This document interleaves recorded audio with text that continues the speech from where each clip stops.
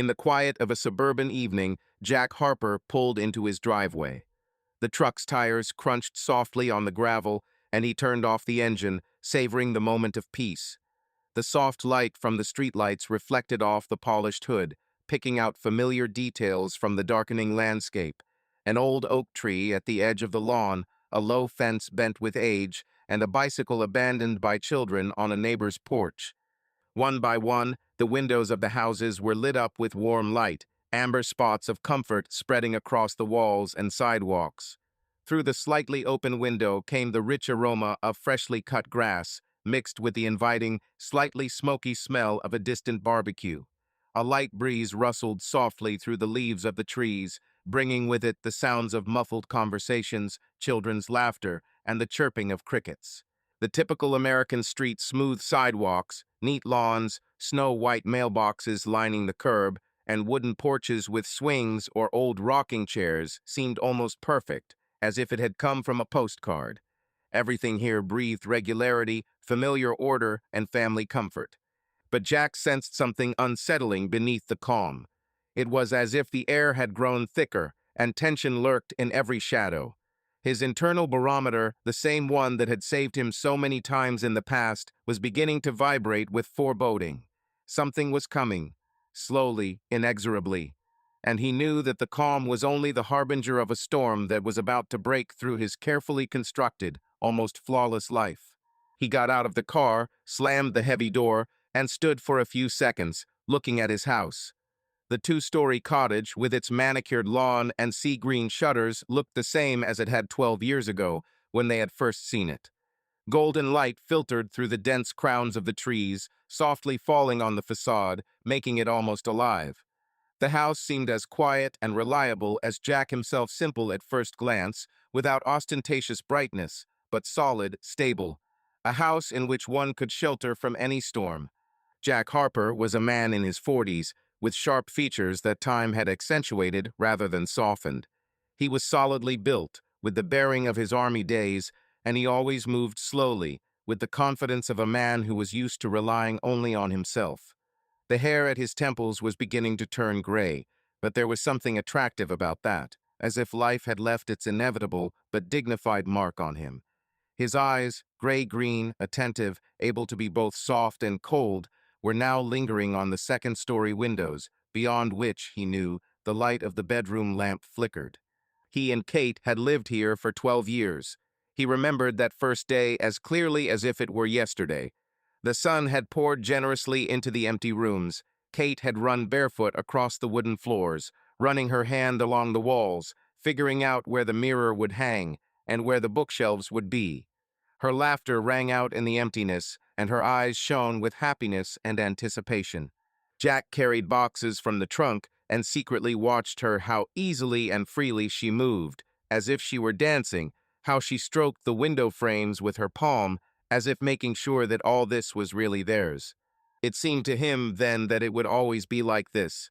The comfort of home, quiet family evenings, the smell of apple pie and Kate's voice singing something under her breath in the kitchen. It seemed to him that life was acquiring clear boundaries, that everything had finally fallen into place. He, a man with a difficult past, deserved this island of peace. But now, looking at the house, so familiar and dear, he felt that in something almost imperceptible, barely perceptible, shifts had already begun. The house stood still, but something inside it, or inside Jack himself, was beginning to change.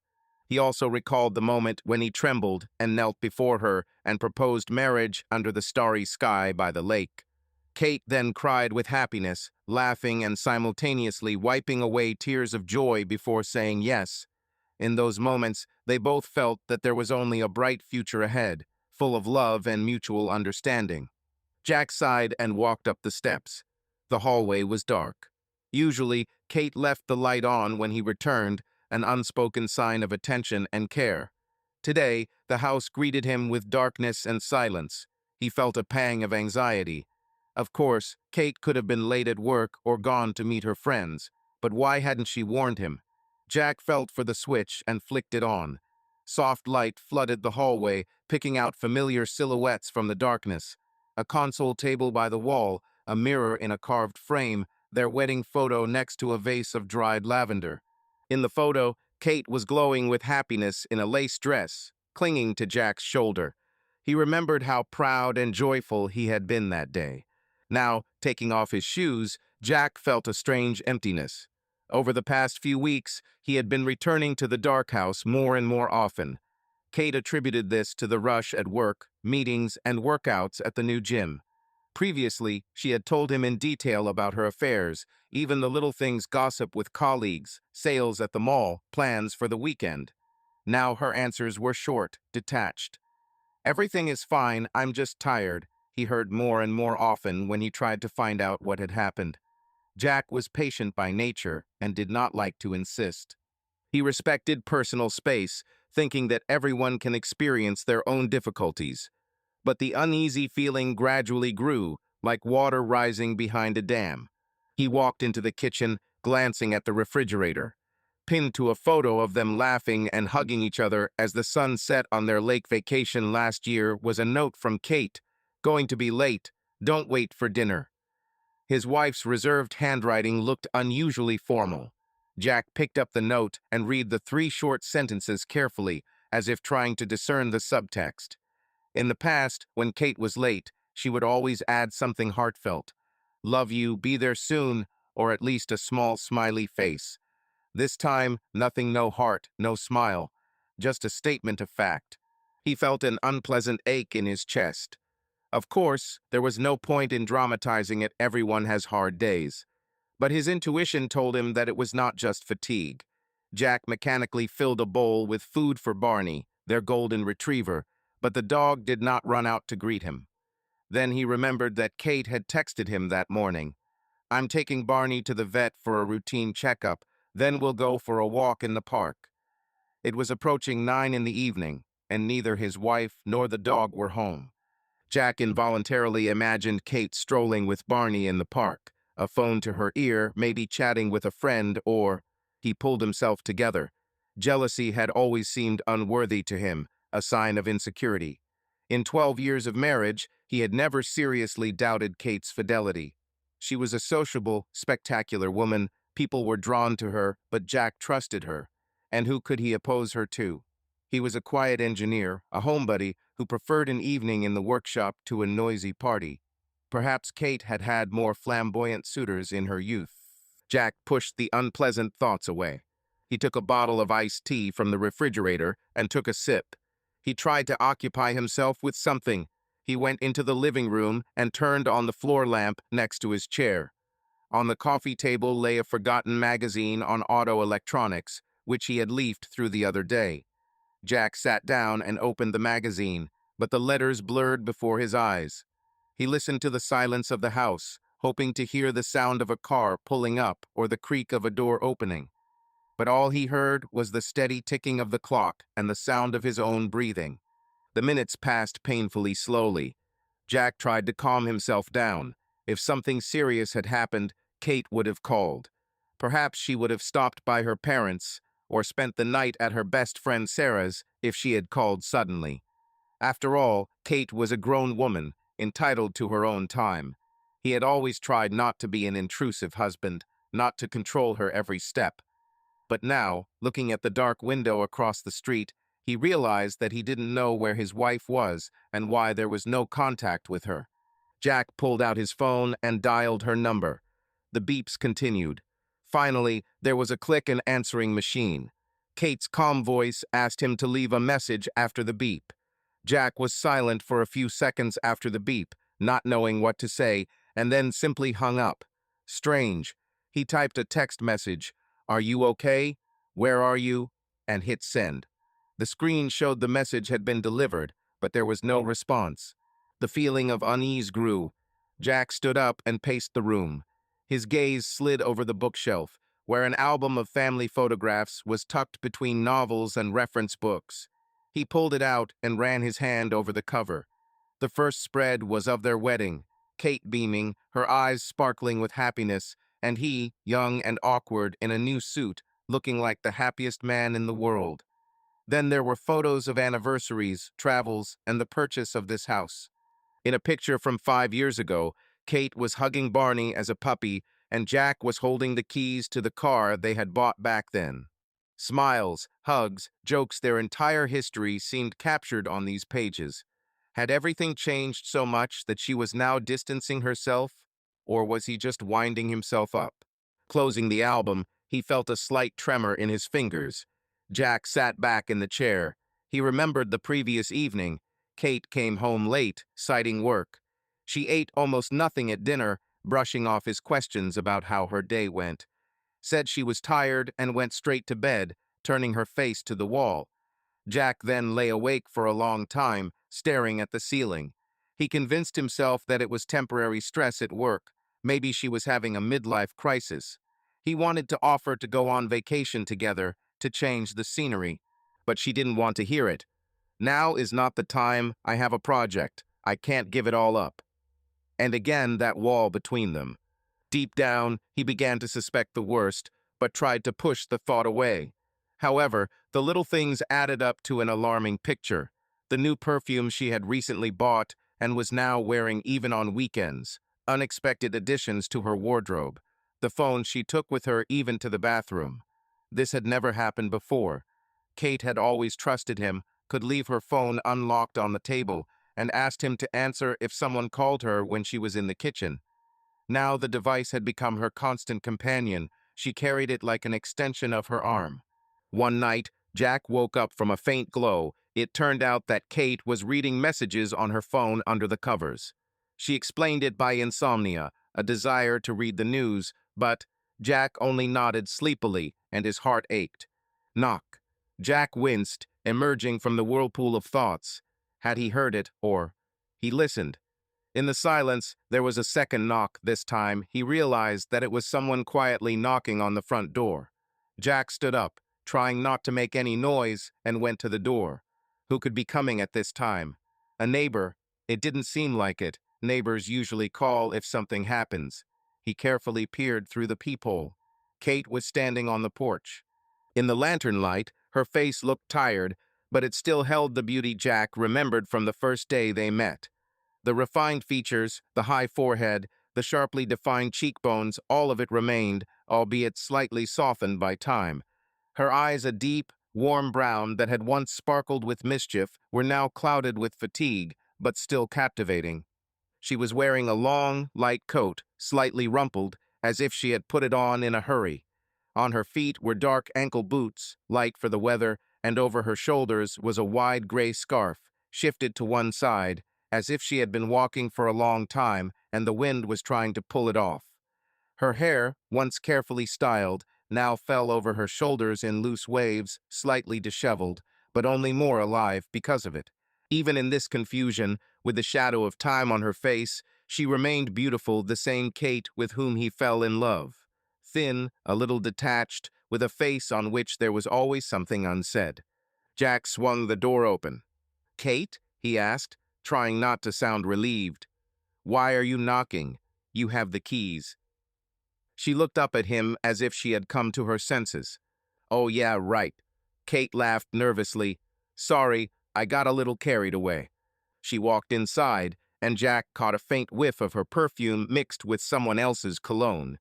The unfamiliar masculine scent cut through his nerves. Kate quickly kicked off her sneakers and leaned over to pet Barney, who ran in after her, wagging his tail happily.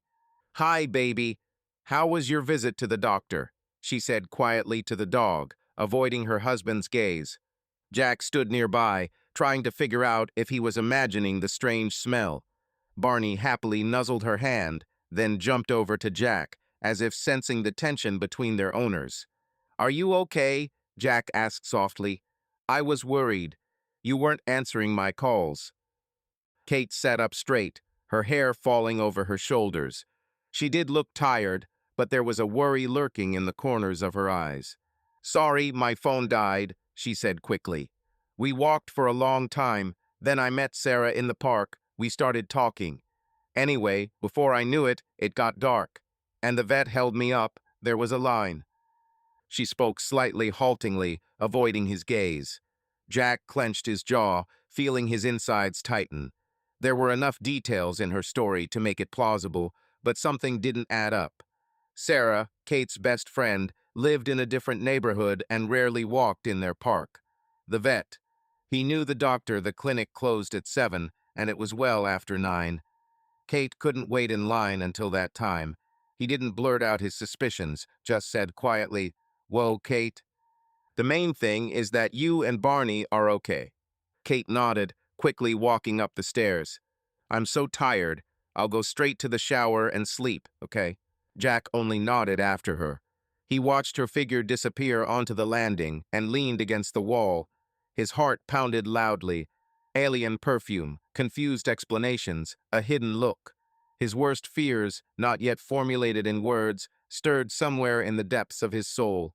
Jack closed the front door with a bolt and remained standing in the empty hallway, stroking Barney's head. The dog whined quietly, as if sympathizing with his master. "Well, buddy," Jack whispered, squatting down next to the dog. "Looks like something's going on." Barney licked his hand in response. That night, Jack couldn't sleep for a long time. The silence in the house seemed too thick, almost palpable, as if the air was thick with unspoken words. Somewhere in the hallway, a thermostat clicked. A motorcycle wheezed outside the window. But none of this distracted him. It only emphasized the oppressive tension creeping into the bedroom. Kate stepped out of the shower without a word, her damp hair loosely tangled in a towel and an old t-shirt of his, the one she had once worn only at home, back in the days when she still laughed so hard, draped over her shoulders. She lay down on the edge of the bed, facing the wall, and almost immediately seemed to fall asleep. Or pretended to. Jack lay staring at her back, the dark silhouette of her merging with the shadows of the curtains. Before, he had found peace in this sight, knowing that someone dear to him was nearby. Now he felt like a stranger in his own bedroom. The bed was the same, the walls, the framed photographs, the smell of her shampoo, everything was still there. But it was as if something invisible but important had disappeared. He thought about the unfamiliar cologne he had smelled when he had hugged her in the hallway, about the way her voice had trembled when she had talked about Sarah and the vet, a story that didn't add up. Kate had always been able to lie without blinking an eye, quietly, carefully, as if telling a story she didn't quite believe. But this time it was different. In the discord, in the trembling in her voice, he heard something frightening. Not guilt, but distance. He remembered everything. How they had drifted apart, not all at once, gradually first the rare conversations in the evenings, then the silent dinners, then the long pauses that no longer needed to be filled. And now here she was, but as if behind a wall of glass. He thought that maybe their quiet, orderly life was coming apart at the seams, that the facade they had hidden behind for so long, the dinners and schedules and gardening and family photos on the mantelpiece, was beginning to crumble. And he didn't know what to do yet. Should he scream, tear off the mask, demand the truth, or pretend that nothing was happening, grit his teeth, and keep playing the part? His nature suggested the latter option. Jack Harper was a silent, patient man, someone who always kept a straight face, even when everything inside him was clenching with pain. But something in him, something deep, almost forgotten, whispered, "It's time. It's time to open your eyes. It's time to admit that not everything can be fixed with silence and waiting. It's time to stop being just a good husband. It's time to become a man who finally dares to ask, what's really going on?" And no matter what he hears in response, he will no longer be able to turn away. The next morning the house was bright with sunlight, but it was night inside Jack. He woke early, unable to sleep well. Kate was gone. She must have gotten up earlier and was now busy somewhere downstairs. Jack lay for a few minutes, staring at the ceiling. His thoughts were heavy and unclear, like the morning mist over a pond. The events of the previous evening swirled before his eyes. His wife's late return, her confused excuses, someone else's cologne. He felt that yesterday he had crossed an invisible line between suspicion and a real threat to their marriage. Pulling himself together, he got out of bed and pulled on a t-shirt. The aroma of coffee wafted from the kitchen. Jack walked down the stairs to see Kate standing at the stove. She was stirring eggs in a frying pan, her hair pulled back into a messy bun. She was wearing a smart pantsuit, too formal for her Friday dress code. Jeans and casual attire were usually acceptable in her office on Fridays, but today she looked like she was heading to an important meeting. Jack noted the fact, but didn't show it. "Good morning," he said quietly. Kate turned around, surprise flickering in her eyes for a second, as if she hadn't expected to see her husband. "Hi," she smiled uncertainly. "Would you like some eggs?" Jack nodded and sat down at the kitchen island, watching her deftly plate 2 portions. She placed his breakfast and a steaming cup of coffee in front of him. "Thank you," he said, trying to catch her eye. But Kate quickly turned away, pretending to be engrossed in her breakfast. They ate in silence for a few minutes. Jack noticed how Kate nervously tapped her fingernail on her mug, how she ate too quickly, as if she was in a hurry to finish. The tension was in the air, invisible but palpable. Finally, he decided to start a conversation cautiously. "You came back late yesterday." "Yes, I'm sorry," she interrupted, not letting him finish. "It was such an unpredictable day."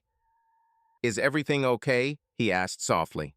Kate nodded, taking a sip of coffee. "Yes, of course. I've just been overwhelmed with work. I need to hand in the project by Monday. My boss is pushing me." Jack just chuckled. The excuse was quite plausible, if not for one, but Kate worked as a marketing manager, and project deadlines were usually known in advance. Besides, before she would rather complain to him in detail about the stupidity of the boss or the whims of the clients. Today, however, she clearly avoided details. He looked at her intently. "Maybe we can go somewhere this weekend? You seem to be too tired lately. I thought maybe you needed to unwind." "To unwind?" She finally met his gaze. Surprise mixed with anxiety was reflected in her eyes. "Sorry, Jack, but I don't think that will work. I have a meeting with clients scheduled for Saturday, and I need to work on Sunday too, preparing a presentation." "Work all weekend?" Jack's eyebrows twitched up. Kate looked down. "I know it sounds terrible, but we have new management. Everyone is on edge. I really need it." She spoke with conviction, but her voice sounded falsely sweet.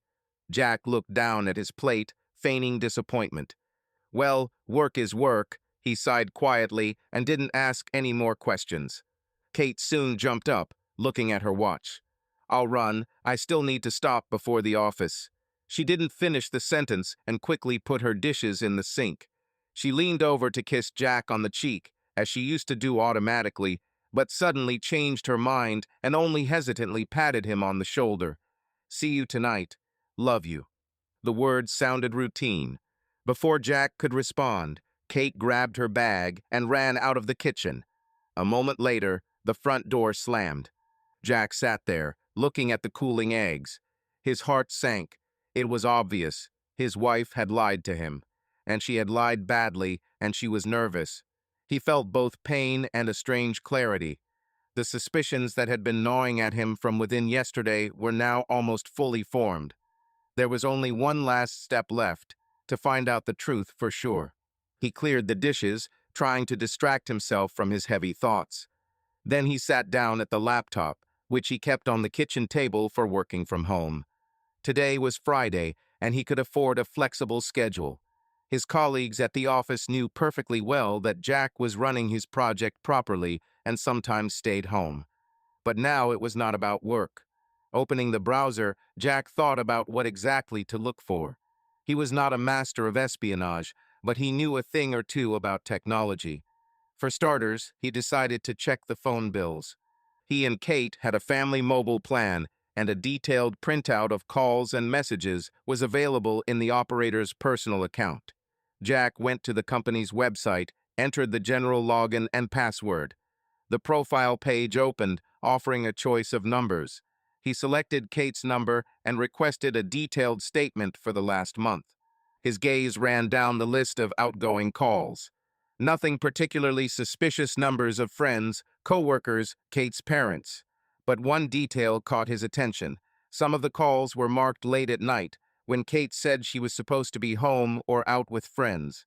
And the numbers were unfamiliar. The same number repeated several times, tagged with a city in a neighboring state. Strange. Someone outside their city who had she spoken to at night. Jack copied the number and pasted it into a search engine. No public information, most likely a cell phone. He copied the number into a notepad. Then he scrolled through the list of messages. Of course, he couldn't see the texts of the SM's messages themselves, but he could see the numbers and the time.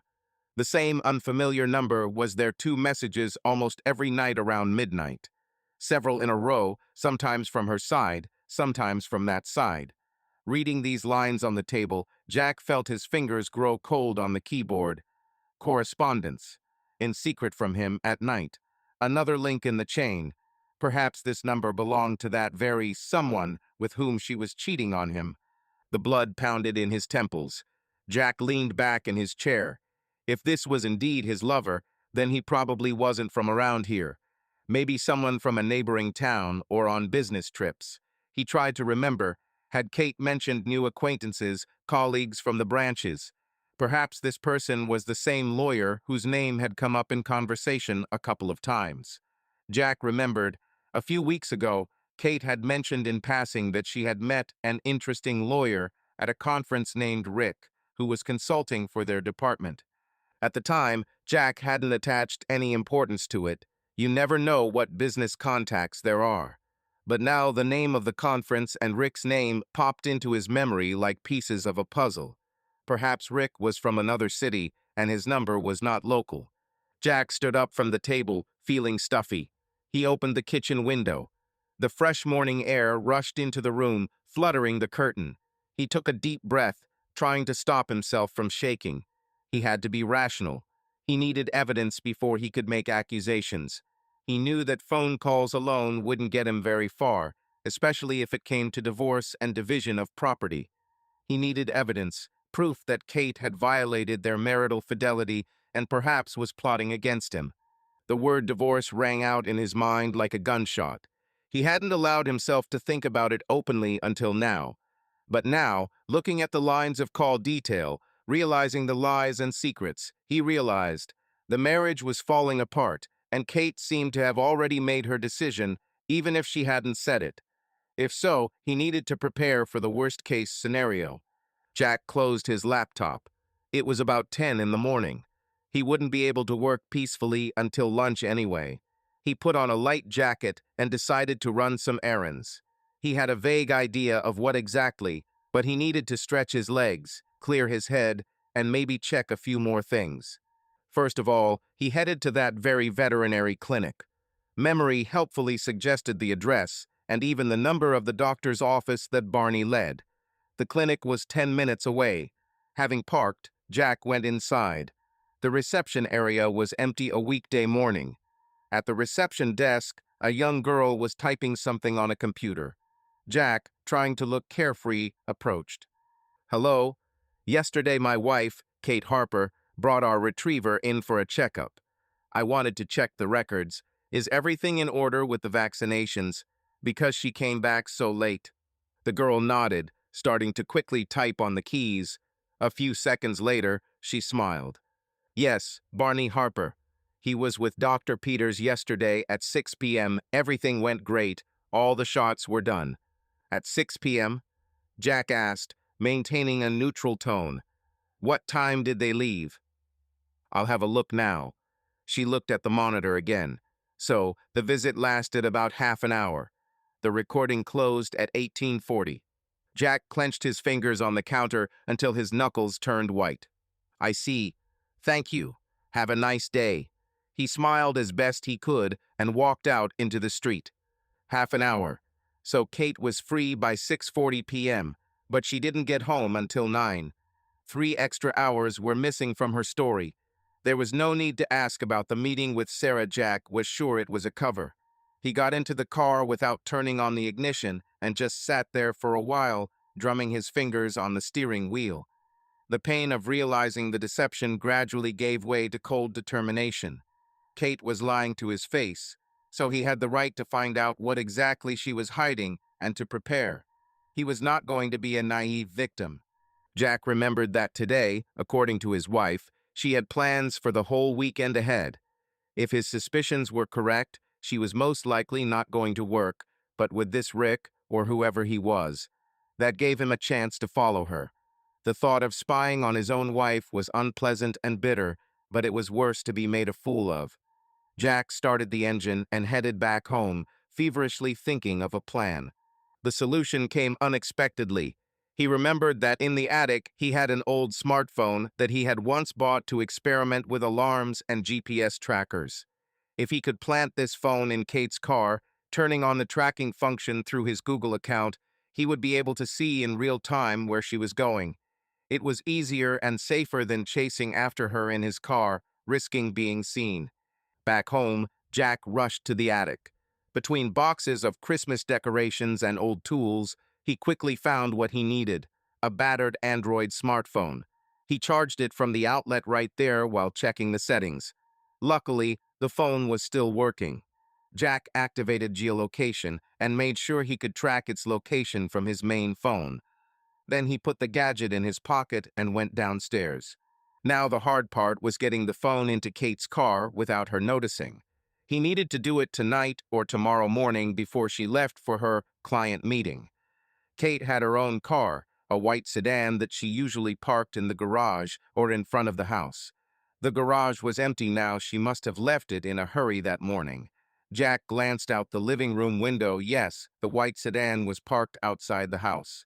With luck, the door would be unlocked, or he would be able to use a spare key. Kate often threw her car keys into a bowl on the console table in the hallway. Jack quietly walked out into the hallway and saw a familiar key fob. He froze. What if she noticed that the mileage had changed or that the alarms were set? But he remembered that their cars were not packed with smart electronics, and a few extra kilometers would not give away. His heart was pounding as he approached the car. The street was empty. The neighbors' windows were closed. He opened the driver's door and quickly looked around. It was best to hide the phone somewhere under the seat or in the glove compartment, so that it would not be conspicuous, but also so that the signal could be received. Jack chose a niche under the front passenger seat. There was a small pocket where the phone fit perfectly. He left the device on without sound. Now the smartphone turned into a beacon, sending coordinates. Locking the car, Jack breathed a sigh of relief. The first step had been taken. All that was left was to wait until Saturday and see if his fears were justified. That night, Jack barely slept again. Kate came home from work tired, saying only that she was leaving in the morning and would be back late the next day. Jack nodded, not asking any more questions. He even tried to look indifferent as he sat in front of the TV. Inside, he was seething. It was Saturday morning. Kate left, as planned, around 8, citing a long drive to the country complex where the seminar was taking place. Jack looked out the bedroom window after her car, then quickly took out his phone and opened the tracking app. A blinking dot on the map showed that the car had driven away from the house. He sat down on the bed, not taking his eyes off the screen. The dot froze in one place at first. Apparently, Kate stopped for gas or coffee. Then it continued moving. Jack saw how it turned not to the west, where the office was located and where the seminar could theoretically be, but to the east in the direction opposite the city. His heart sank. The minutes dragged on. The dot slowly crawled along the highway, moving away from its usual places. Finally, it stopped. Jack quickly enlarged the map and looked at the address. It turned out to be a small town 3 hours away, and the dot froze in the area of a hotel at a country spa complex. A spa resort. No offices, no clients, just a place to relax. Jack's throat went dry. He still hoped for an innocent explanation, but the facts spoke for themselves. Kate had come to a spa complex far from home, where she would hardly go alone just to work. An image popped into his head, she and Rick, away from everyone, spending the weekend together. Jack knew he had to go there.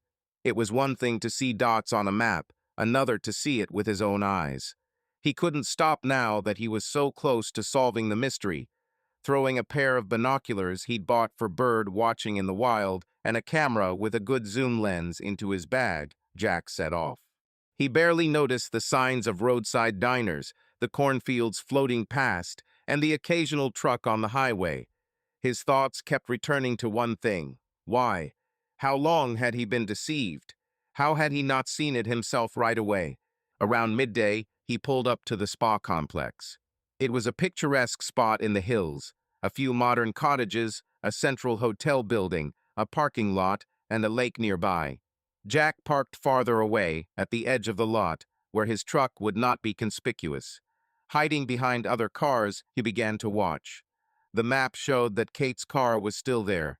Soon he spotted her white sedan in the parking lot, shaded by trees, so they were inside. The hours dragged on painfully slowly. Jack waited, huddled in the seat of his truck, his eyes fixed on the hotel entrance and the parking lot. He imagined dozens of images of what was happening outside the hotel walls, and each one hurt. At some point, he realized that he couldn't bear to sit around doing nothing. Taking his binoculars, Jack got out of the car and, trying to keep behind the trees and bushes, approached the complex. He chose a hiding place behind a hedge from where he could see the entrance. Around 1 o'clock in the afternoon, the couple finally emerged from the hotel doors. Jack froze, pressing the binoculars to his eyes, as if his gaze could burn distances through the glass. His heart began to beat faster, and the blood rushed to his temples. Kate. He recognized her immediately, despite the distance. It was that gate light, confident, as if she were flying, not walking. She laughed, throwing back her head, exposing her neck, and this laughter was lively, ringing, almost carefree. He had not heard such a laugh for a long time.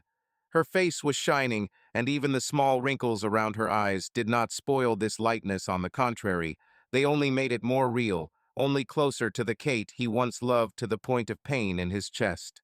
Next to her walked a man tall, athletic, in a stylish dark gray jacket and expensive, well-fitting jeans. Probably that same Rick. Confident gait, straight shoulders, short-cropped black hair with a slight shine, like those who do not skimp on grooming. On his face were wide sunglasses that hid his eyes, but even without them it was clear. He knew his worth. Everything about him spoke of strength, control, charisma. He carried a small suitcase with wheels, and with his other arm he hugged Kate around the waist, like a man accustomed to intimacy and not afraid to show it in public. They were talking animatedly about something, exchanging glances, interrupting each other, as if they had just emerged from the cocoon of a long, intimate conversation. Time, the city, the street, everything seemed unimportant to them. They were in their own world. Jack felt the ground shift beneath his feet. He thought he was prepared for this. He told himself he knew it all, that suspicion was almost knowledge. But it was one thing to suspect, and quite another to see. The sight cut through his heart like a knife. Everything inside him went cold, as if someone had sucked the air out of his lungs. Kate. She wasn't just with this man. She was another. There was something in her gaze that he hadn't seen for a long time: lightness, fire, desire. Her eyes shone with that special light that once, many years ago, was only for him. The one that illuminated her in moments when she was in love. And she looked exactly like that in love. Jack lowered the binoculars, his fingers whitening on the barrel. He sat silently for a long time, staring into the void where a second ago the woman he considered his wife had stood. His chest tightened, not from anger, not even from jealousy, from the feeling that something was irreversibly gone, that he would never see the real Kate again, and perhaps will never return. Jack's hands began to shake, but he steeled himself. He switched to automatic actions. He took out his camera, zoomed in, and started snapping pictures. The continuous shooting captured Kate kissing him on the cheek, laughing, looking into each other's eyes. Several photos were clear evidence of intimacy. The shots seemed to burn into his eyes, but he kept shooting until the couple got into Rick's car, a black SUV, and drove off toward the lake, probably for a drive. As they disappeared, Jack lowered the camera. He felt devastated. Tears of rage and pain welled up in his eyes. But he told himself to hold on. He had the evidence. Now he knew for sure. Kate was cheating on him, and she was doing it coolly, deliberately, not in a fit of rage. If she brought her lover to the spa for the weekend, it meant it was serious. And she had no doubt that Jack would never find out.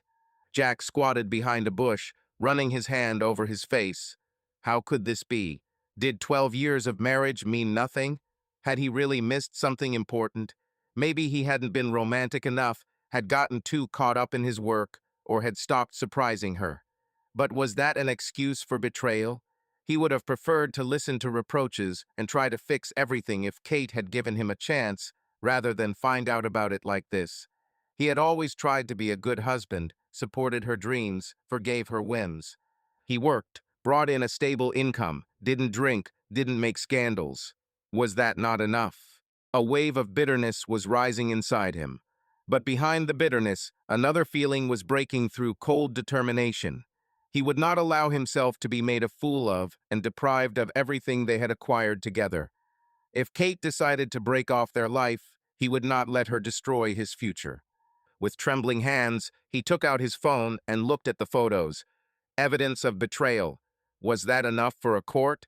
He didn't know the legal subtleties, but he had a gut feeling. These photos would come in handy. At least now the lawyer he decided to turn to would have a trump card. He wouldn't make unfounded accusations, but would present facts. Jack waited until Kate and her lover returned to the hotel in the late afternoon. He had to hide for half a day, moving from bushes to trees so as not to attract attention himself. The couple were clearly enjoying their vacation. They returned from the lake holding beach towels, then, after changing, went to dinner in a nearby town. Jack followed at a distance, trying not to lose sight of them. He stopped his truck outside a small restaurant on the main street of the town. Through the wide window, he saw Kate and her companion sitting at a corner table with a lit candle. Jack stayed outside, hiding in the shade of the trees opposite. Using a powerful zoom lens, he took several pictures through the glass. The camera screen clearly reflected Rick gently holding Kate's hand across the table. They leaned towards each other, talking about something in a low voice. Kate's face lit up with a smile, and that same loving expression that Jack had not seen on her for a long time. His heart sank at the sight. A feeling of nausea rose in his stomach. For a moment, he was seized by a sharp desire to burst inside, throw everything to hell, make a scene. But he forced himself to stand still. He did not need emotions, but facts. So Jack continued to photograph, silently recording someone else's tenderness that cut him like a knife. He felt like a participant in a cheap detective story, and at the same time a victim who had dealt a blow to himself. But each new piece of evidence only strengthened his determination to see it through. He took photos of them holding hands across the table at a restaurant during dinner, and of them walking out the door, almost kissing. By midnight, when the couple returned to the hotel, Jack had enough material to dispel any doubts. After waiting for a while, he got out of the parking lot and set off on his return journey. He drove the car along the deserted night highway, feeling his eyelids growing heavy from fatigue and tension. Time stretched out. It seemed like the road would never end. He blinked several times, driving away drowsiness. Only towards morning, when the horizon began to brighten, the familiar outlines of his hometown appeared ahead. Closer to dawn, completely exhausted mentally and physically, he drove up to the house. It was dark outside the windows. Kate, of course, had not returned yet according to her legend. She would not be home until Sunday evening. Jack closed the door behind him, barely moving his legs, but still did not go to bed. He sat until the morning on the couch in the living room, staring at one point.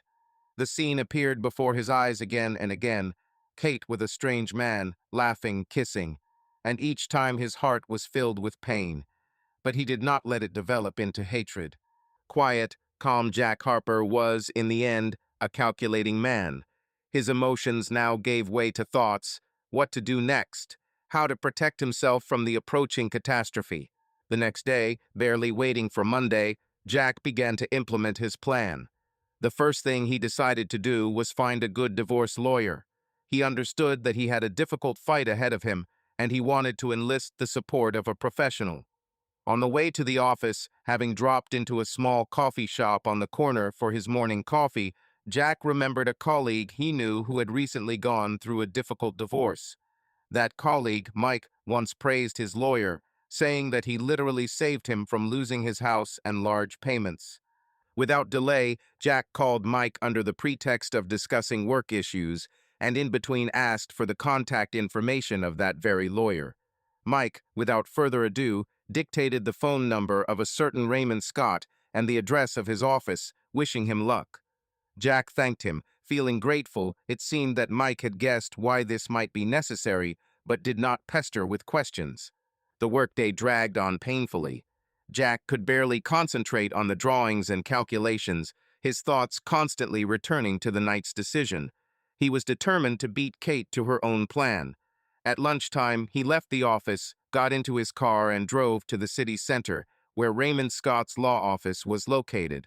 He didn't know the area well. The courthouses, law firms, and notaries' offices were concentrated right there. After parking, Jack sat for a few minutes, gathering his courage. Going to a consultation with a divorce lawyer seemed like a step from which there would be no return. But after everything he had seen, nothing could be returned, and he did not want to. He had to protect himself. Raymond Scott's office was on the third floor of an old brick building. Jack was impressed by the small reception area with leather chairs, diploma-lined walls, and a friendly secretary. A few minutes later, he was ushered into the lawyer's office. Raymond Scott was a short, stocky man of about 50, with a penetrating gaze and a firm handshake. He motioned for Jack to sit across from him at the desk and sat down in a chair himself. "Mike Jenkins gave me your contact," Jack began, his mouth suddenly dry. I need help." "Yes, Mike told me how difficult things were for him." The lawyer nodded, looking sympathetically at the visitor. "Well, Mr. Harper, how can I help you?" Jack hesitated for just a second. Saying out loud what was happening was morally difficult, as if confirming reality. But he pulled himself together and began in order, about the change in his wife's behavior, about his detective trip yesterday. Feeling a treacherous tremor in his fingers, he put the phone and camera on the table, offering to look at the pictures. Scott carefully examined the photos, frowning from time to time. Jack sat silently, clasping his hands under the table. Watching a stranger examine the intimate details of your broken family was surprisingly difficult. He wanted to sink into the ground from shame and pain, but he held on steadfastly. Finally, the lawyer leaned back in his chair and cupped his hands. "It looks like you have serious grounds for divorce," he said calmly. "I don't know what to do yet," Jack admitted, "but I feel like she might file for divorce first. I have a feeling she's laying the groundwork to leave me with nothing." "Why do you think so?" The lawyer raised an eyebrow questioningly. "Her lover is a lawyer," Jack replied with a mirthless smile. "At least that's what she said. If he planned this, they can figure out how to sue me for the maximum." Scott nodded, tapping his fingers on the table. "A possible conflict of interest, of course. If he represents her, it is unethical. But usually in such cases, they hire another lawyer, and the lover just helps behind the scenes. One way or another, you are right. You need to prepare thoroughly. Let's start with what you have. Have you brought any documents about your property finances?" Jack nodded and pulled out several printouts from the folder he had brought with him. "Here are the bank statements for the last 6 months. Here is a rough estimate of the house. The mortgage is almost paid off. Investments, stocks, we have a joint portfolio. I took screenshots. Also pension savings, 401k in my name. And my wife has her own savings account, but I don't know much about it, so we somehow divided it up." "Well prepared," the lawyer noted approvingly, quickly looking through the papers. "I'm an engineer. I like it when everything is fine." Jack tried to smile. It was strange to him how he switched to business mode, as if it was a work project, not a family breakdown. Perhaps this was how the psyche protected itself from pain, focusing on numbers and facts. "Look, Jack," Raymond Scott said a little more gently, "you need to act calmly now. First of all, don't tell your wife that you know anything. Don't talk about cheating. Don't make a scene. If she feels safe, she might make a mistake." "Yeah, that's what I thought," Jack nodded. "I plan to play the role of the unsuspecting one for now." "Right. Second, continue collecting information. You've already done a lot. Photos, evidence of correspondence. Is there correspondence? Just SM's details," Jack clarified. "No content of the messages themselves." "I see. If anything, we can request it through the court if necessary, but it's complicated. In any case, we have photographs, plus you can testify to her behavior. Although, of course, you are an interested party. Maybe we should call a detective, Jack asked. Scott bowed his head slightly. It's possible, but I think in your case, there's already enough evidence if all the pictures are clear. The main thing is that we can prove the fact of betrayal. That's important. They do consider fault in divorce in Texas, right? Jack asked, remembering what he'd read online the night before. Yes, the state of Texas allows divorce both by mutual consent and due to the fault of one of the spouses. Infidelity is one of such factors, the lawyer confirmed. This can affect the division of property in your favor. Of course, the decision is always at the discretion of the court, but usually, if adultery is proven, the judge can give most of the jointly acquired property to the injured party, especially if there is evidence that joint money was spent on the lover. Jack remembered the restaurant and the hotel, all of which were most likely paid for with Kate's card. I'll check the credit card statements, he said firmly. I think she might have paid with our joint card. Scott nodded. Excellent. If we find such expenses, it will be a big plus. Another question. Do you have a prenuptial agreement? No, we didn't, Jack shook his head. At the beginning of their marriage, there was no thought of it. Both were young and without much wealth. Then all property acquired during the marriage is subject to division. But if adultery is proven, your wife may lose the right to alimony, and also, as I said, the share of the property may go to you in large part, especially the house, if you can prove that the main part of the payments or investments came from you. I paid the mortgage mostly from my salary, Jack confirmed. That's good. In general, your case is not hopeless. But you must understand, if your wife is aggressive, she will not give in without a fight. It is quite possible that you will have to face dirty tricks. For example, they might try to blacken your name, Scott shrugged. They might come up with a reason to limit your rights, like accusing you of domestic violence or hiding your income. Jack paled. The thought that Kate would stoop to making false accusations was unpleasant, but remembering how coldly she had lied to his face, he was no longer sure of anything. What should I do if? The lawyer raised his hand, stopping him. Calm down. These are just assumptions for now, but just in case, behave impeccably. Don't give her the slightest reason. If there is a provocation, keep your composure. It's better to step aside during any conflict. If there is something serious, call me. And naturally, no illegal actions on your part. Don't look through her personal mail without permission. Don't hack her accounts. Everything you've already collected was obtained legally. Photos in a public place, a record of your own accounts. Keep it that way. I understand, Jack nodded. He felt both relief at the lawyer's literacy and heaviness at the realization of what their divorce could turn into. He would never have thought that it would be necessary to approach something that had once been a love story so strategically. And one more thing, Scott added, standing up to signal the end of the meeting. Prepare a list of all valuables. Not just money and a house, but cars, jewelry, antiques, anything of value. Sometimes spouses try to hide or take away expensive things. You said your wife had her own account. Do you suspect she was hiding something? Jack shrugged. I don't know exactly, but she's quite secretive about finances, always has been. We agreed to save together, but she could have had a stash. Try to find out about this account. Maybe you'll find a statement or something on her computer. Just be careful not to give yourself away. I also recommend keeping an eye out to see if she's quietly taking anything valuable out of the house. Sometimes people transfer property to relatives before a divorce. Jack bit his lip. He hadn't believed Kate would do something like that, but now he doubted everything. He thanked the lawyer and agreed to keep in touch. Scott said one last thing. If she files first, let me know right away. And vice versa. If you decide to file, let me know too. We'll prepare a lawsuit. But since you want to expose her, maybe you should let her make the first move. Then the element of surprise will be on your side. Jack shook Raymond's hand firmly as he said goodbye. Thank you. I am ready to wait and prepare as much as necessary. Back at work, he tried to immerse himself in his work, But the rest of the day passed in a semi-conscious state. His thoughts periodically returned to Kate. Once or twice, colleagues, passing by his desk, asked if everything was okay, noting his unusual pallor and silence. Jack got off with a casual nod. He just didn't get enough sleep. No one guessed the storm that was tearing inside. What was she doing now?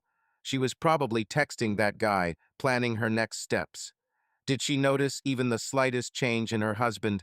Most likely not. He tried to behave as usual in the morning. Perhaps he was a little more silent, but this can easily be attributed to his immersion in work. In the evening, Jack arrived home a little earlier than his wife and used the moment to check a couple of things. First, he opened the cabinet where the documents were kept. Having carefully sorted through the folders, he found a couple of old statements from Kate's account. About 5 years ago, she opened a separate account in her name under the pretext of saving up for her feminine needs. Jack did not object. Then everyone can have a personal stash. But now, having studied the numbers, he saw that there was about $20,000 in that account, and that was a couple of years ago. How much is there now, no one knows. He made copies on his phone. Secondly, he quickly examined the contents of Kate's jewelry box. Her most expensive jewelry, her grandmother's heirloom necklace, diamond earrings given to them for their 10th anniversary, and a gold watch were all in place. This means that she has not hidden any of her valuables yet, or at least has not started to divide the property openly. When Kate returned, Jack greeted her with his usual calm smile, the same one he had learned to use over the years of marriage to hide almost any emotion. She walked in as if everything was the same. Keys jingled, heels crunched on the floor, the door slammed softly. But there was something different in the air, elusive, like static before a thunderstorm. He forced himself to distract himself and prepared dinner in advance, a simple salad of arugula and tomatoes, pasta with a sauce she had once praised. It all seemed almost mundane, and perhaps from the outside their evening seemed ordinary, another touch to the portrait of a happily married couple. But inside, everything was buzzing. Kate looked a little confused. She dropped her bag on a chair, brushed her scarf off her shoulders, and stood there for a moment, as if trying to figure out how to act. Then she sat down at the table, her eyes attentive, studying landing on Jack. "You cooked dinner?" she asked, not hiding her surprise. "Why not?" he answered softly, trying to keep his voice even. "I thought you were tired today." To be honest, he himself felt drained, like a squeezed lemon. Anxiety, tension, watching from the car outside the hotel, binoculars in his hands, the scene etched in his memory. All this was squeezing inside. But he didn't show it. He just poured her some water and himself a glass of red. Kate pushed a strand of hair behind her ear and picked up her fork. She ate slowly, as if she was holding something back or choosing her words. Jack watched her furtively, memorizing every movement. The way she held the fork, the way she frowned slightly from fatigue, the way she bit her lip, as if she wanted to say something but couldn't bring herself to say it. "Thank you, it's delicious," she said quietly, looking down at her plate. He just nodded without answering, because if he opened his mouth, he might say too much. In the silence between them, at the table where once there had been stories about the day, jokes, plans for the weekend, there now sat an unresolved truth. Jack felt its weight, thick, invisible, growing with each passing minute. But he waited. He wasn't ready to explode yet. He was patient. He was Jack Harper. For now. Jack watched furtively as she opened her mouth several times as if she was going to say something, but then changed her mind. She looked nervous. Finally, when dinner was almost over, she said quietly, "Jack." He looked up at her, trying to look nonchalant. "We need to talk." His heart sank. There it was. But he only nodded, putting his fork down. "Of course, I'm listening." Kate looked away, steepling her fingers. "You know, I've been thinking a lot lately. You see, our relationship."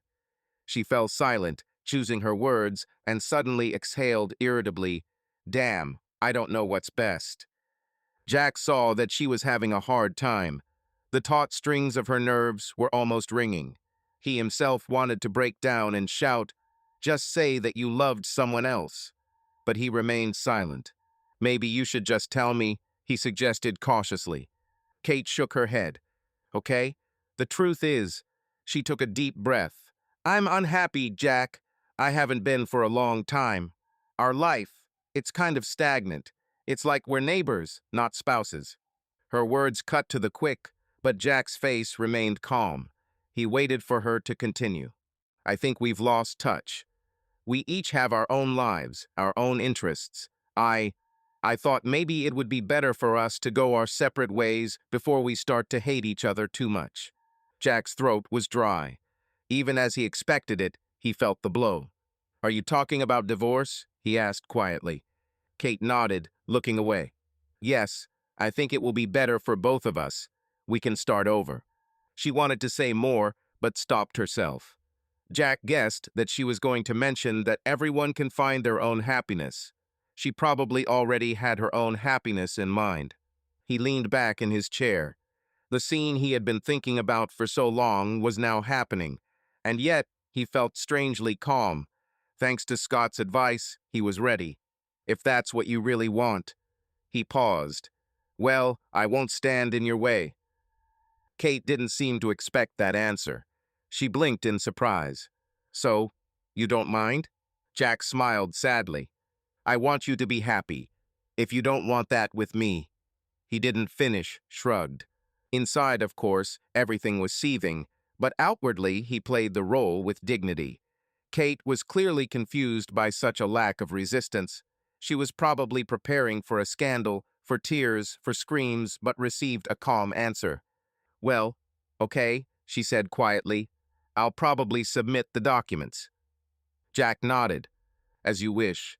Let's do everything in a civilized manner. We don't have children, only Barney. I think we'll find a way to take turns walking him. He spoke evenly, measuredly, as if discussing the logistics of a move or a work project. But every word echoed with a dull ache inside, as if he himself, with his own hands, was carefully sawing life in half. Their life. Yes, no children. She echoed, and her voice sounded a little quieter, hoarse. Her gaze fell on the mug on the table, the very one she had been drinking tea from since the first months of marriage. Her fingers trembled. Silence hung between them, thick and full of what no one had said out loud for a long time. We tried. Jack finally broke the silence. His voice was muffled, as if it was coming from another room. 5 years. Doctors, tests, hope. Remember? Kate nodded without looking up. I remember everything, she answered quietly. I remember how I hoped every time that the delay was a sign, how I did the test secretly, so as not to upset you if again. Nothing. I remember how you held me when I cried in the bathroom at night, silently, so that no one would hear. Although who would hear us? She tried to smile, but her lips trembled. And then I got tired of hoping, she continued, a little louder. And you got tired. We started talking about children less and less. At first it was painful. Then it was just empty. It was as if we had put the topic in a far-off drawer and decided not to look there again. Jack looked down.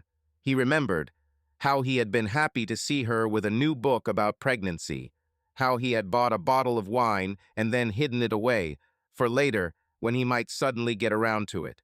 How he had even once built a small shelf for children's books in the pantry without admitting it to her, and how one day he silently took it apart. We just failed, Kate said, and there was no accusation in the admission, just weariness, just honesty. Jack didn't answer right away. He just looked at her for a long time, silently, and there were so many memories in his eyes that it seemed like a little more, and they would start pouring out. We tried, he said finally, in our own way. It's just that not everything can be saved by effort. Kate nodded, and for the first time that evening, there was a quiet, bright sadness between them, not angry, not tense. The sadness of two people who once dreamed together, but got lost in those dreams. There was a pause. Kate stood up and began nervously collecting the plates. You understand that when we divide the property. Kate, Jack stopped her gently, standing up. Now is not the time for that. Let's get through this, okay? We'll get through it, and then we'll discuss the details later. He didn't want to enter into negotiations now and show his awareness or interest. Let him think that he was still in shock and hadn't thought about practical matters. Yes, you're right, she whispered. She looked discouraged. I think I'll go to bed early. Jack nodded, letting her go. He stayed in the kitchen, tidying himself up and putting away the dishes. When he later lay down on the couch in the living room, he didn't go up to the second floor, where their bedroom was. It had been a restless night, but he felt a strange sense of satisfaction. The first act of this drama was over, and he hadn't given away his cards. The next day, Kate Harper sat at a table in a small bistro near her office. She nervously stirred the melting ice in her lemonade with a straw, waiting for Rick to come over. Other customers milled about, office workers on lunch, dishes clinked, muffled conversations floated in, but Kate barely noticed. He had promised to come by during his lunch break to discuss the details of her conversation with her husband. Kate glanced at her reflection in the shop window. Flawless makeup, neat hair. But her eyes were worried. The previous evening had not gone as she expected. Jack had not made a scene, had not asked if she had another boyfriend. He had agreed to the divorce. Calmly, almost too calmly. It had confused Kate. All night she tossed and turned, wondering if there was indifference or hidden resentment lurking behind his calm. Secretly, it would have been easier for her if he had yelled at her, or reproached her at least. It would have justified her betrayal and her decision. But his restraint gave rise to doubts. What if she really was ruining everything in vain? However, it was worth remembering Rick's happy face, their plans, and her doubts dissipated. She deserved more happiness than the quiet swamp of marriage with a man who did not understand her. Hello, beautiful, Rick's voice sounded right next to her ear. Kate shuddered and looked up. Rick was standing next to her, smiling confidently.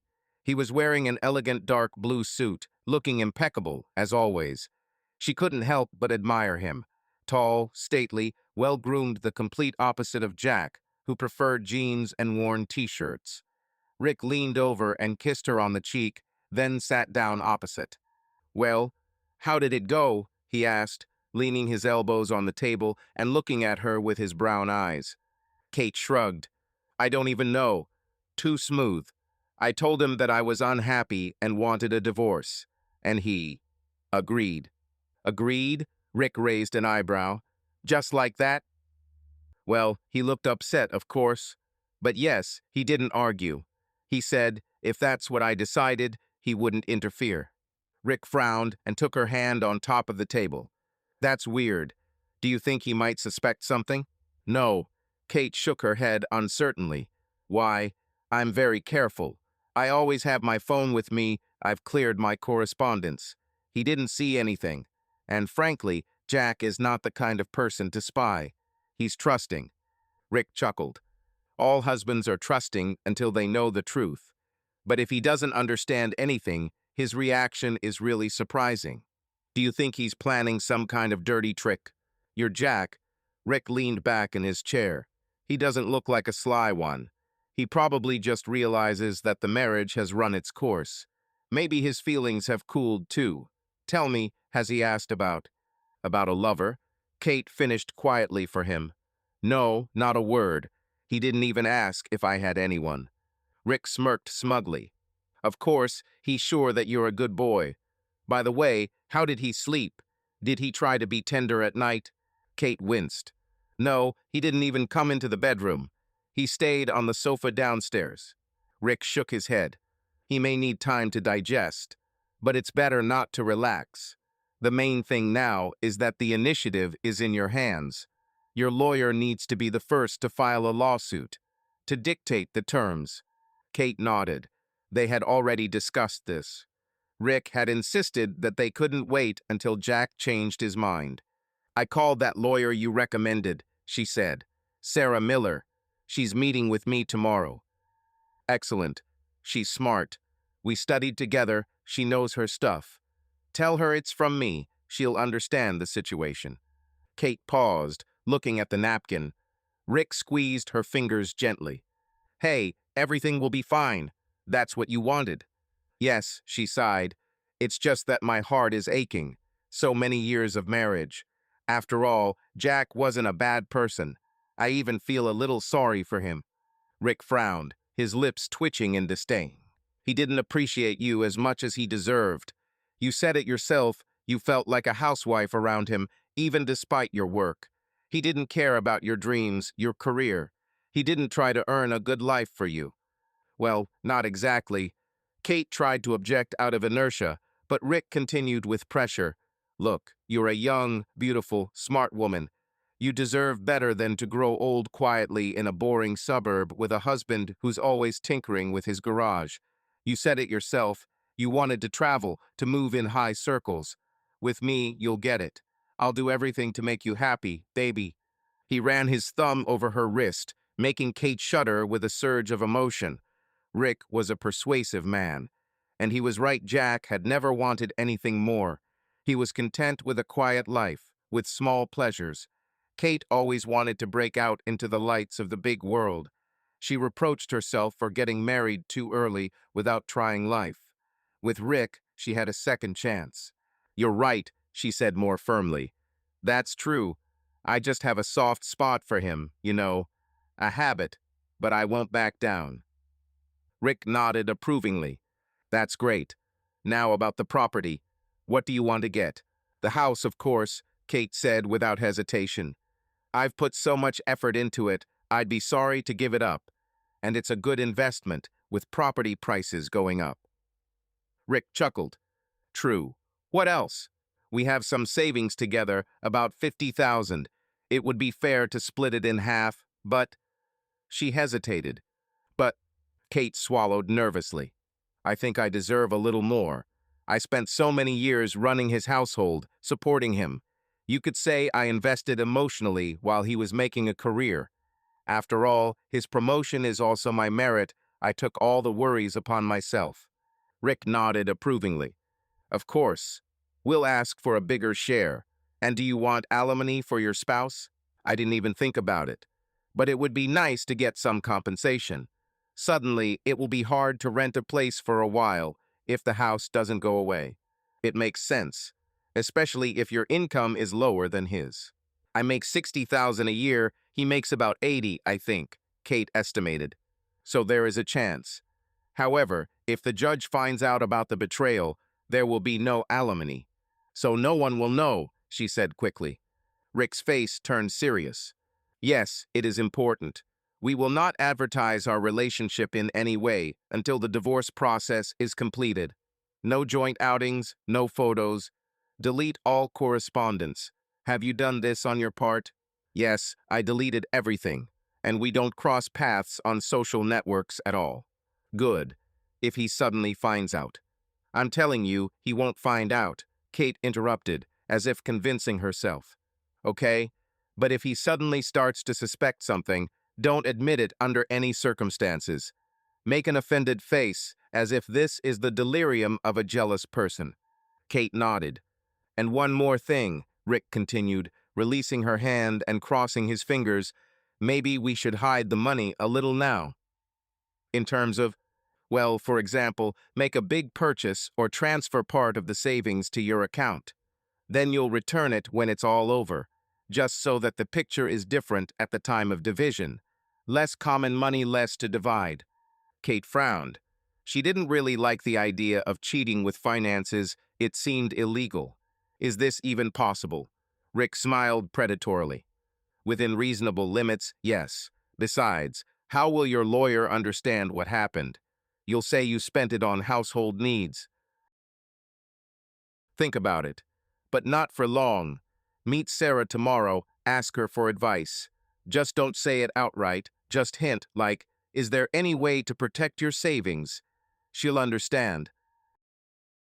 By the way, Rick added, make sure he hasn't changed the passwords to the bank accounts. If you have online access to the joint account, go and get a statement before things change. Kate thought about it. I have a login to our main account. I usually check the utilities there. I need to download the statement today, yes. Great. And of course, no sudden movements for now. Act as usual. Did he file for divorce or something? No, I haven't done anything yet. I told you, He just agreed, and that's it. Well, you never know, he suddenly rushed to court in the morning. Kate chuckled. That's not like him. He's patient as hell. Let him endure it. Tomorrow, the day after tomorrow at the latest, your lawsuit will be ready, and he will receive a summons. Then he will have to wake up. Rick glanced at his watch. Now I have to go meet the client. Everything will be fine, dear. He leaned down again and kissed her, this time on the lips, briefly, but enough to make Kate's head spin. I love you, he whispered. And I you, she answered barely audibly. When Rick left, Kate sat for a few more minutes, trying to calm the storm of emotions. Fear gradually receded, giving way to anticipation of a new life. Yes, there would be a difficult period ahead, trials, division. But she had a plan, support, and love. She would be strong. She just had to feel a little sorry for poor Jack. But what can you do in life? Someone wins and someone loses. Kate was determined not to be among the losers. A week later, Jack received official notice of the divorce proceedings. Returning from work in the evening, he found a large envelope addressed to him in the mailbox. Inside was a copy of the lawsuit filed on behalf of Kate. She really did not hesitate. Jack went into the house, sat down at the table, and carefully read the document. Dry legal wording declared irreconcilable differences and the desire to dissolve the marriage. Jack paid special attention to the section on his wife's demands. As expected, Kate laid claim to their house in its entirety, citing the fact that she wanted to maintain a stable place of residence, although they did not have children, for whom they usually tried to keep the house. In addition, she demanded half of the joint savings and property. As for alimony, the wording was vague. Supposedly, the court should take into account the difference in income and, if necessary, assign assistance to the spouse. Jack read this with a bitter smile. Kate decided to hedge her bets in case she didn't get everything she wanted, and was prepared to demand maintenance from him, as if he were to blame for the breakup of the marriage. He put the papers down, pushed his glasses up on his forehead, and reached for the phone. His fingers trembled as he pressed the call button. He knew Raymond Scott's number by heart. He answered almost immediately in a businesslike manner without unnecessary introductions. Yes, Jack, as expected, the lawyer said after listening to the summary. They act in a template way. House, money, alimony. Nothing new. Don't worry, we'll prepare a worthy response. Should I mention her betrayal now? Jack's voice was calm, but there was steel behind that evenness. We'll state that in our response as a reason, Scott confirmed. We'll attach your materials to the lawsuit as evidence. Photos, videos, extracts. Everything is legally clear for us. Let's see how they sing. Jack was silent for a second. His hand with the phone slowly dropped to the armrest of the chair. A contradiction raged inside, the desire to expose the betrayal, and another feeling, more complex, almost painful. The desire to still preserve some shadow of dignity in her image. Maybe we shouldn't tell you everything yet, he said thoughtfully. Leave some for later. Let it be a surprise. His intuition told him that haste could lead to weakness, and he had no right to weakness now. We can state in general terms. The wife's non-marital behavior, which led to the split of the family, the lawyer suggested. The wording is legally correct and leaves room for maneuver. We will reveal the details during the process. That's what we will do. Okay, Jack said quietly. So be it. He thanked Scott and hung up. He sat in silence for a moment, staring at the screen of his now dead phone. He knew that as soon as Kate's lawyer got a response with that wording, she would know. He knew. She would be wary. She would start looking for what exactly he knew, what he had in his hands. And the game would begin. But there was still time before the hearing. He had room to move. And most importantly, he had all the evidence. Cold, precise, indisputable. He stood up and went to the window. Barney was curled up on the porch, asleep. The house seemed to breathe its old calm. Only Jack knew this was a lull. He no longer doubted. This time he would not remain silent. After making sure Kate wasn't home, she was working late. Jack opened his laptop and logged into their online bank. He wanted to check the status of their joint account. The balance was displayed on the screen, and Jack frowned. The amount was noticeably less than expected. Opening the list of recent transactions, he found a large transfer made 3 days ago to Kate's account, under the guise of payment for something, judging by the note, but clearly around some $15,000. Everything inside him went cold with indignation. Kate had obviously withdrawn the money to reduce the joint assets. He took a screenshot, another blow below the belt. Well, let her think she outsmarted everyone.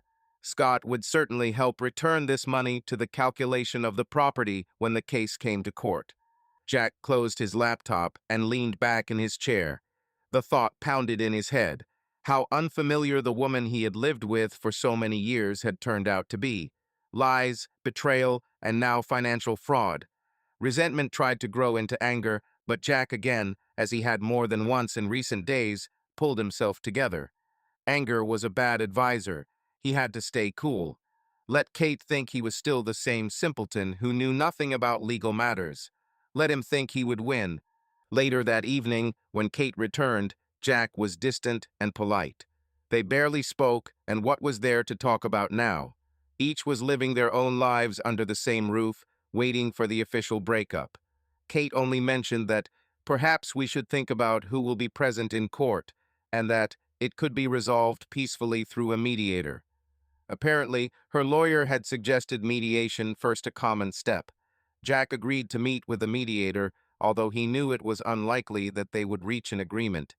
But he had to pretend that he was open to a solution again, so as not to appear hostile. Inside, he had already decided peace would not end here, not with Kate's appetites. They continued to sleep separately. Jack moved into the guest bedroom on the first floor, citing the fact that it would be more convenient for everyone. Kate did not object. She, too, seemed uncomfortable being in the same room with him. Barney rushed between the owners, feeling the tension. The dog would either lie down at the threshold of the room with Jack or wander upstairs to Kate. Jack thought sadly that in the end, Barney might be left alone with him. Kate, it seemed, was set on a new life, which might not fit in with caring for a dog. Although she loved Barney, but she once loved him too. The day of the meeting with the mediator arrived. He and Kate arrived separately to the mediator's office. The neutral party was an elderly woman who specialized in family conflicts. There was an oval table in the meeting room. A clock ticked softly on the wall, and an air conditioner hummed quietly in the corner. The mediator lit an aromatic lamp with a scent of lavender, trying to create a relaxing atmosphere, but tension was still in the air. Kate showed up with her lawyer, a stately lady in a formal suit. Jack came alone, on Scott's advice. He said that he would not be present at the mediation in person so as not to escalate the situation, but he would be in touch. Scott also assured that if an agreement could not be reached, he would intervene at the trial. The mediator invited the spouses to voice their wishes. Kate, clearly feeling the support of the lawyer nearby, began the conversation. "I would like to keep the house. I think it would be easy for Jack to start somewhere new, but as a woman, it would be hard for me to settle in all over again. Besides, the house is closer to my parents and work." Jack listened in silence. Next, Kate continued, slightly nervously smoothing a hair that had fallen out of her hairdo. "I'm laying claim to half of our savings, that is, $25,000, and perhaps to a small compensation. Within a year, for example, to get back on my feet after the divorce." "Do you mean alimony for a spouse?" the mediator clarified. Kate nodded, looking down at the table. Jack noted to himself that she sounded embarrassed to ask, even though she had planned it all along. It was his turn to speak. He cleared his throat. "My position is this. We bought the house together, but the bulk of the mortgage payments were made from my account. I think it would be fairer to sell the house and split the proceeds, or if Kate wants to keep it, she should pay me my share half the cost." A look of obvious displeasure crossed Kate's face, but she remained silent, letting him speak. "As for the savings," Jack continued evenly, "I agree to split them equally, of course. As for compensation—" He paused, meeting the mediator's gaze. "I don't think it's necessary. We both work, and we don't have children. Each of us is capable of providing for ourselves. Kate couldn't resist taking the floor, addressing the mediator rather than him. I worked part-time for a few years, keeping the house together while he built his career. Jack is ahead of me financially and career-wise, and age. We're 38, the same age, Jack retorted coldly. And you've been working full-time for the last 5 years, making a good salary. His calm tone, with which he stated the obvious, irritated Kate. It was evident in the way her lips pressed together. Kate's lawyer leaned over and whispered something in her ear, and she nodded. The mediator tried to soften the situation. Let's look for a compromise. Perhaps you would agree to let Mrs. Harper keep the house, and in exchange she renounces her claim to alimony. Jack narrowed his eyes slightly. A clever move. They were making a concession, but the house was much more valuable than this hypothetical alimony. I would be happy for her to remain in the house, provided that I am compensated for my share, he repeated. Kate couldn't resist. So you want to kick me out of the house and rip me off some more money? I want justice, Kate, Jack answered calmly, looking her straight in the eyes. It was the first time in a long time that their eyes met. He saw an unfamiliar expression on his wife's face, a mixture of irritation and fear, but perhaps he imagined it. Justice? Kate grinned, turning to the mediator. See, this is what I was talking about. He always controlled everything, all the finances, and now he wants to throw me out with nothing. Jack felt the sting of an unfair reproach, but he remained silent. The mediator intervened again. So far I see that the parties are far from agreement. Mrs. Harper, Mr. Harper, perhaps you should consider each other's proposals and return to the discussion in a few days. She looked at Kate's lawyer, who stood up. I think so. That's enough for today. Kate also stood up, giving her husband a cold look. Okay, let's try later. Jack thanked the mediator for his time and silently followed Kate and her lawyer out. In the parking lot, Kate turned sharply to him, making sure that the lawyer, who had already driven away in her car, could not hear them. I didn't expect such firmness from you, she said. What do you mean? Jack stopped, looking at his wife with restraint. You always agreed with my suggestions, and now suddenly it's like you're a different person. Do you really want to annoy me that much? There was anger and resentment in her voice at the same time. Jack shook his head. I don't want to upset you, Kate. I'm just standing up for what I think is right. You said it yourself. Let's part in a civilized manner, so I'm offering an honest option. She snorted. Honest? You know perfectly well that I don't have the spare money to pay you half of the house now. So you're forcing me to sell it and move, right? Jack replied calmly. If you don't have the funds, the house is sold and we split the proceeds. That's normal. Kate shook her head, grinning angrily. I see. I thought you were noble, but you're just being greedy. Well, then don't be offended. She turned around and walked towards her car, saying as she went, See you in court. Jack watched her go. Her last words sounded like a threat. Well, if that was how she felt, he had no doubt that he would face a real war in court. But he was not afraid now. Over the past weeks, he seemed to have hardened. The image of the naive, quiet husband had fallen off him like old skin. He felt the confidence of a new Jack, someone who would not let anyone hurt him. The day of the trial arrived. In the morning, before going out, Jack paused for a moment in front of the mirror. He was wearing a strict dark gray suit, which he had worn only a couple of times in his life for a job interview and to someone's wedding. Now the suit fit him a little looser. The last few weeks had not pleased his appetite, but his face in the mirror looked unexpectedly collected. No trace of the former soft carelessness. He had aged a little during this time. There were shadows under his eyes, but his gaze was determined. Jack ran his hand through his short, cropped hair and sighed deeply. Barney rubbed against his legs, sensing his master's mood. Well, buddy, wish me luck, Jack said quietly to the dog, patting him on the scruff of the neck. Barney bowed his head as if understanding. The courtroom smelled of wood and dust. Jack sat down at the table next to his lawyer, Raymond Scott. He was in a businesslike mood, a folder of documents, a stern look over his glasses. A few minutes later, Kate appeared with her representative. Kate was also in full dress, an expensive dark green pantsuit. Her hair was done, but the pallor of her face betrayed tension, and yet she tried to feign confidence, not looking in Jack's direction. Jack noticed that Rick had followed them into the courtroom and sat down on the back bench, impeccable as always, with obvious hope for a favorable outcome for his beloved. Jack only clenched his jaw, but quickly turned his gaze to the judge. Judge Henson, an elderly man with graying temples, opened the hearing in the case of Harper v. Harper. Kate's lawyer took the floor first. She spoke confidently, presenting her client's version of events. The marriage had run its course. Kate had tried to save the relationship, but it had long since cooled, and divorce was essentially a mutual decision.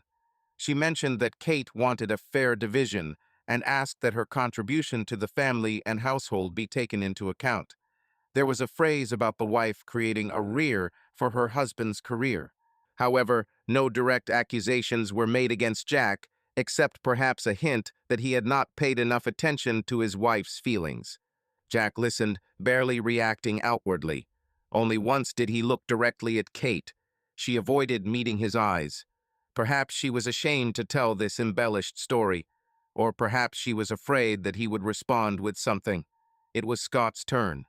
Raymond stood up and in a firm, clear voice stated that it was not that simple, that in fact the family had broken up due to, quote, adultery on the part of the wife. Silence fell over the courtroom. The judge raised his eyebrows. Kate's eyes suddenly looked up at Jack, panic flashing in them. Rick, who was sitting behind her, stood up as if about to object, but quickly sat back down. Kate's lawyer tried to say something, but Scott was already continuing, handing the judge's assistant a folder. We have physical evidence, photographs that show Mrs. Harper had an extramarital affair with another man that lasted for some time. Scott looked directly at Kate, and this relationship began long before Mrs. Harper initiated the divorce. The judge asked sullenly, "This is a serious statement. Is the evidence included?" His assistant was already handing out copies of the materials to the parties and the judge. Jack knew that they contained the best pictures he had taken at the spa, Kate in Rick's arms, kissing, walking hand in hand. When Kate opened the folder and saw the photographs, her face flushed, then suddenly went pale. Her lawyer, judging by the widened eyes, was clearly unaware of such details. In the silence, only the rustling of pages was heard. The judge looked up, looking sternly at Kate. "Mrs. Harper, do you have anything to say about this?" Lawyer Kate jumped up. "Your Honor, these materials. They could have been obtained illegally. We don't know who filmed." "I took the pictures myself," Jack said suddenly, firmly, standing up. He felt the heat rising to his face from excitement, but his voice was confident. "In a public place. That's my wife in the pictures and her friend." The judge glanced at Scott's attorney. "Calm the client down, Mr. Scott. You will do the talking." Jack sat down, head down, but inside he felt relief. The words had slipped out, and now the truth was unstoppable. Kate covered her face with her hands for a moment, then whispered something to her protector. She nodded and spoke. "Your Honor, my client admits that she had an intimate relationship with another person. However, she claims that this relationship began after the actual breakdown of the marriage, when the parties had already decided to separate." Jack almost jumped up again. He was still lying, but Scott stopped him with a gesture and answered himself. "Excuse me, but the divorce suit was filed only a month ago, and the date on the photo is 6 months ago. Were they in the process of separating then?" He looked straight at Kate. Kate lowered her head, unable to find what to answer. The lawyer adjusted her glasses, embarrassed. Perhaps the parties already had problems back then. "That doesn't change the fact of adultery," Scott snapped. "In the state of Texas, that's grounds for finding the defendant guilty of causing the breakdown of the marriage." The judge raised his hand, stopping the altercation. "The court has taken note. Mrs. Harper, you will be called upon to speak later. For now, let us continue. Mr. Harper's attorney, do you have anything else to add?" Scott nodded. "Yes, Your Honor. Among other things, There is evidence that the wife attempted to conceal part of the joint funds. He handed the documents to the assistant again. Here is a bank statement showing a large sum of money transferred to her personal account shortly before the lawsuit was filed. This was done without my client's consent. The judge frowned even more. Mrs. Harper? Kate bit her lip. These are my savings, she said quietly. No, Scott objected. These are joint funds received into an account opened in the wife's name in order to remove them from the division. Such a maneuver, unfortunately, is not uncommon. Kate flushed. I was going to spend it on renovating the house. Her own voice sounded unconvincing. The judge rubbed the bridge of his nose. I see. So, the court sees the following picture. He turned to Kate. Mrs. Harper, your original claim was based on mutual consent and equal division. However, it was discovered that you violated your marriage vows of fidelity and even attempted to conceal assets. In such circumstances, the demand for alimony seems, to put it mildly, inappropriate. Attorney Kate stood up again. Your Honor, but Mrs. Harper did make a significant contribution to the marriage. The judge gestured for her to sit down. We'll take that into account, rest assured. Then he turned his gaze to Jack. Mr. Harper, are you demanding any compensation from your wife? Moral damages, something else? Jack shook his head as he stood up. No, Your Honor. I just want a fair division and to put this story behind us. His voice shook slightly on the last words, and he suddenly realized that it was the pure truth. He didn't want any more feuds, scandals, showdowns. He just wanted to end everything with dignity and move on. The judge announced his decision. As the judge read the ruling, Jack held his breath. Kate grew paler with each new point. When she heard about the 70/30ths split in favor of her husband, she nervously squeezed the edge of the table, and when the conversation turned to the denial of alimony, she lowered her eyes completely. She understood. The plan had collapsed, and she was losing much more than she expected. The marriage was dissolved. The house was put up for sale, and the proceeds were not divided equally, but in a ratio of 70/30ths in favor of the husband, taking into account his greater contribution and the circumstances of the betrayal. However, if Mr. Harper found the means to pay his wife her 30% share, he could keep the house. Joint accounts and savings were divided equally, and the amount that Mrs. Harper had secretly transferred was deducted from her share. That is, in essence, it remained hers, but was considered part of her share. Claims for spousal support are dismissed due to the presence of fault and sufficient personal income of the spouse. Each party pays for the services of their own lawyers. The judge asked if the decision was clear. Jack nodded slowly, taking in what he had heard. He had won almost everything he had hoped for. Kate sat as if thunderstruck. 30% of the house was far less than she had hoped for, and alimony was completely canceled. In fact, she was getting far less money than she would have received in an honest divorce. The judge finished.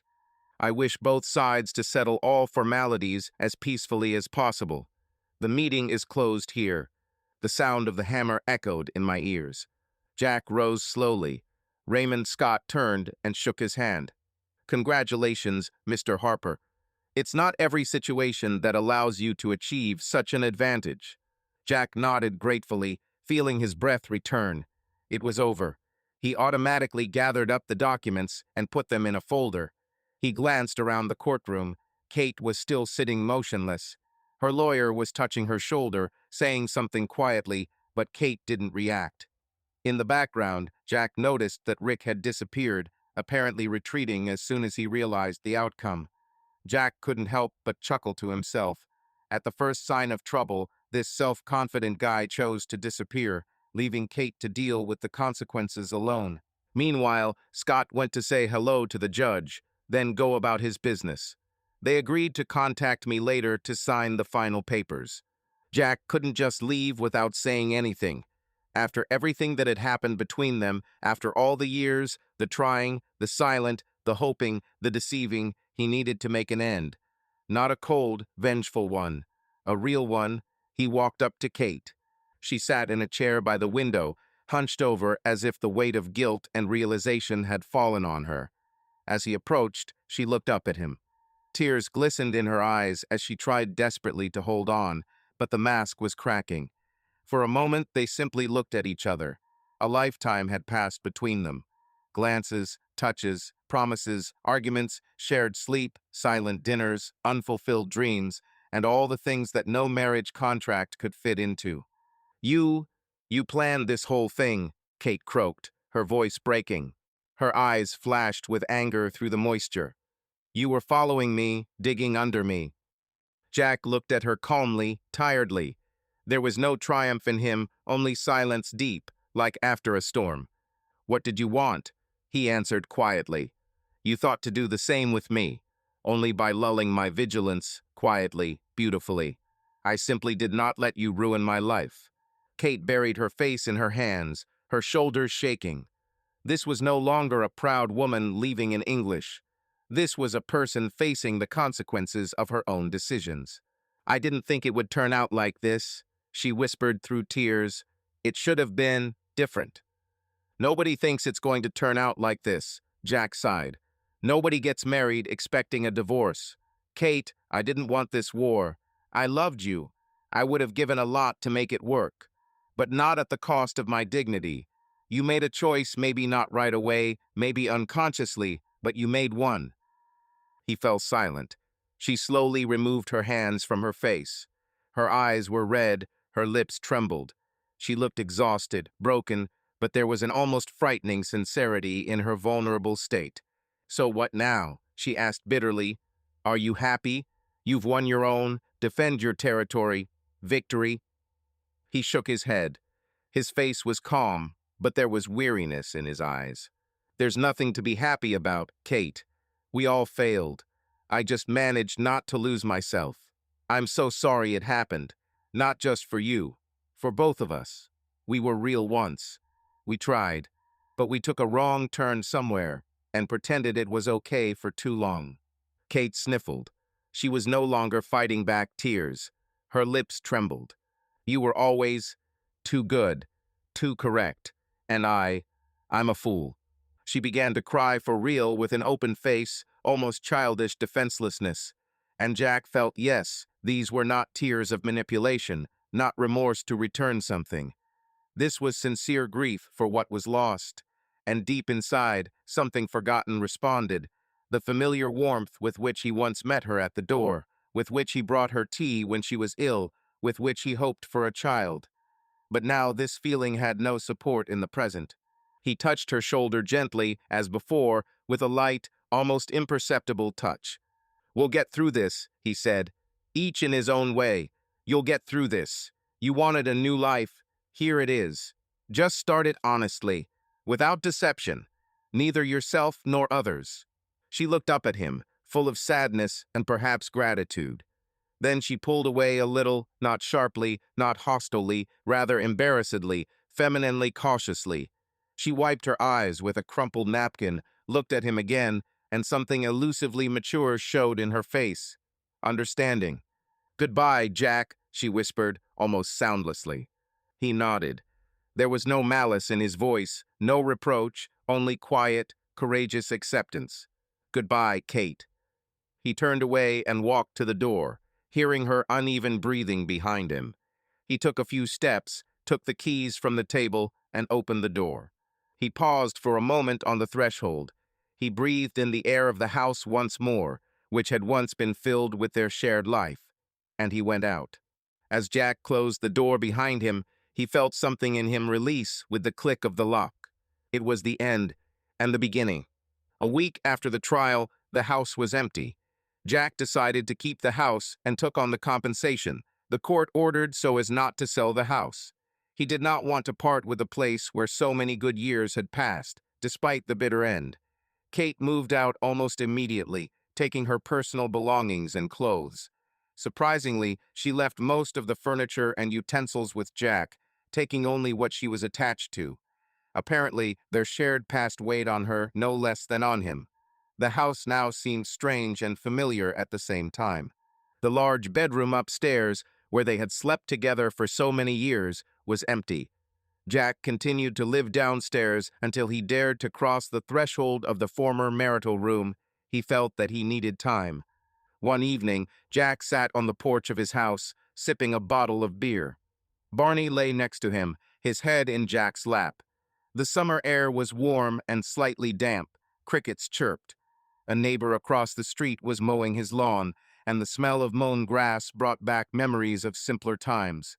Jack looked out at the horizon, where the setting sun was painting the sky orange and pink, and thought about the strange turn his life had taken. A few months ago, he had been an ordinary middle-aged married man with his usual joys and worries. Now he is divorced. The word was still strange to think about. Divorced. I never would have guessed it. Barney sighed softly, and Jack stroked his soft ears. "Well, my friend, we've done it," he muttered. The dog's eyes flashed at him with devotion, as if agreeing. Jack felt a complicated feeling inside. On the one hand, relief. No more pretending, no more hiding the pain, no more waiting for the blow. The storm had passed. On the other, the bitterness of loss. He had lost the wife he had once treasured more than anything in the world. He had lost the trust that had bound them together. And even though it wasn't his fault, the aftertaste remained. He put the bottle down and ran his hand over his face. During this entire crazy period, he had never allowed himself to splash out his emotions. He had been too focused on the matter. Now that it was all over, the feelings came flooding back at once. Jack closed his eyes. Memory helpfully slipped pictures. A young Kate in a wedding dress, laughing, running away from him along the beach during their honeymoon. Them buying Barney, choosing a puppy from a litter. Celebrating Kate's first paycheck at her new job with champagne right in the kitchen. Tears came unexpectedly. His throat tightened. Barney sensed it, stood up, and looked into his master's face.